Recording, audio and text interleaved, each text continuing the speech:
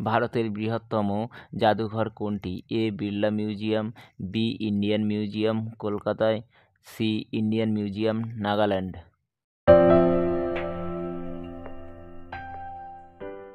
সঠিক উত্তরটি হলো বি ইন্ডিয়ান মিউজিয়াম কলকাতা।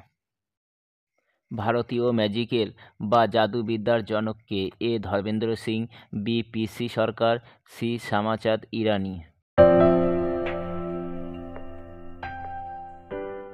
সঠিক উত্তরটি হলো বি পিসি সরকার। আয়তনে ভারত পৃথিবীর মধ্যে কততম?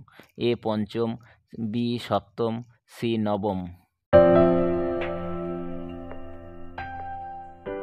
সঠিক উত্তরটি হলো বি সপ্তম। ভারতে প্রথম নোবেল প্রাইজ কে পান? এ রবীন্দ্রনাথ ঠাকুর, বি সুভাষচন্দ্র বসু, সি মহাত্মা গান্ধী। সঠিক উত্তরটি হলো এ রবীন্দ্রনাথ ঠাকুর। রবীন্দ্রনাথ ঠাকুর প্রথম নোবেল প্রাইজ পেয়েছিলেন।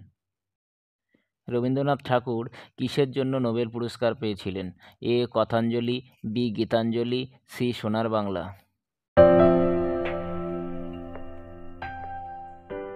সঠিক উত্তরটি হলো বি গীতাঞ্জলি। ভারতের প্রথম প্রধানমন্ত্রী কে ছিলেন? এ জওহরলাল নেহরু, বি বল্লভভাই প্যাটেল, সি সর্বপল্লী রাধাকৃষ্ণ।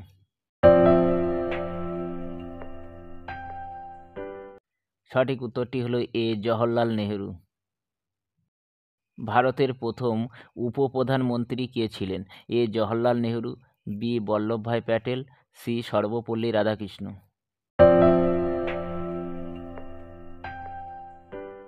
এই প্রশ্নের সঠিক উত্তরটি হলো বি বল্লভভাই প্যাটেল। ভারতের প্রথম রাষ্ট্রপতি কে ছিলেন? এ জওহরলাল নেহরু, বি বল্লভভাই প্যাটেল, সি রাজেন্দ্র প্রসাদ।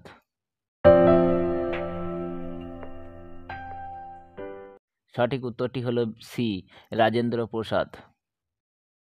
ভারতের প্রথম মহিলা প্রধানমন্ত্রী কে ছিলেন? এ দ্রৌপদী মুর্মু, বি প্রতিভা পাটিল, সি ইন্দিরা গান্ধী। সঠিক উত্তরটি হলো সি ইন্দিরা গান্ধী। ইন্দিরা গান্ধী ছিল ভারতের প্রথম মহিলা প্রধানমন্ত্রী। ভারতের প্রথম মহিলা রাষ্ট্রপতি কে ছিলেন? এ দ্রৌপদী মুর্মু, বি প্রতিভা পাটিল, সি ইন্দিরা গান্ধী।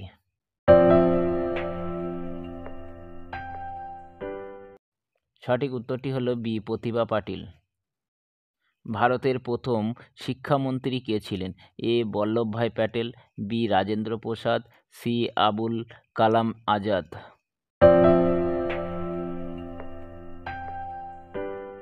সঠিক উত্তরটি হলো আবুল কালাম আজাদ। ভারতে প্রথম রেলপথ কত সালে স্থাপিত হয়? এ 1860 সালে, বি 1850 সালে, সি 1853 সালে। সঠিক উত্তরটি হলো সি 1853 সালে।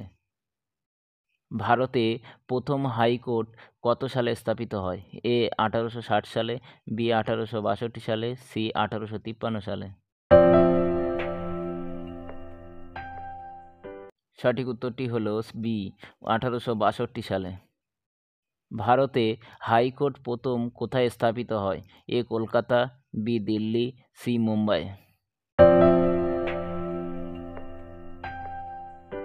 সঠিক উত্তরটি হলো এ কলকাতা। কলকাতায় প্রথম হাইকোর্ট স্থাপিত হয়। ভারতে প্রথম নাগরিক বা সম্মানীয় ব্যক্তি কে? এ রাষ্ট্রপতি, বি প্রধানমন্ত্রী, সি সুপ্রিম কোর্টের প্রধান।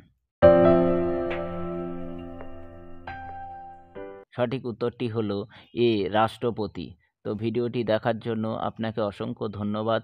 ভিডিওটি যদি ভালো লেগে থাকে তাহলে like, share, comment and subscribe করতে ভুলবেন না।